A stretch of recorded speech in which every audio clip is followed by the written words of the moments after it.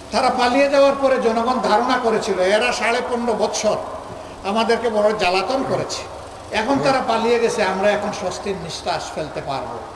কিন্তু না, তারা পালিয়ে গিয়েও দেশকে অস্থির করার জন্য মাঝে মধ্যেই উস্কানিমূলক কর্মকাণ্ড করে থাকেন।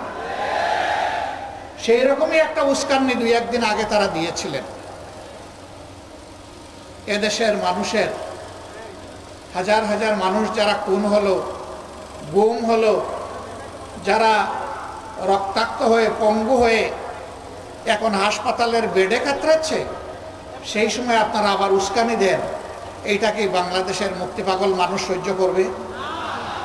সুতরাং উস্কানির কারণে যত পরিবেশ সৃষ্টি হবে তার সমুদয় দায় উস্কানিদাতাদেরকেই নিতে হবে। এখন আমরা কি করতে চাই? আমরা চাই এমন একটি বাংলাদেশ আমরা গড়ে তুলব ইনশাআল্লাহ, যদি আল্লাহ তাআলা আমাদেরকে সেই শক্তি দান করেন।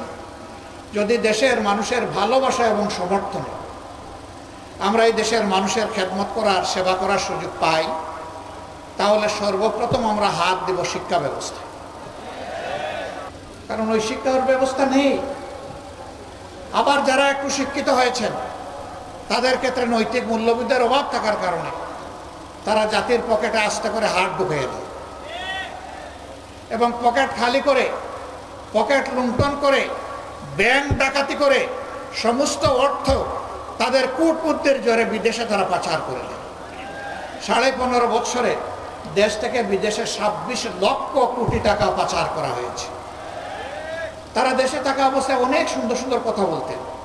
কারো কারো কথা শুনে মনে হতো তিনি বোধহয় এ যুগের তাপসী রাবিয়া, কারো কথা শুনে মনে হতো তিনি বোধহয় হাসান বসরি।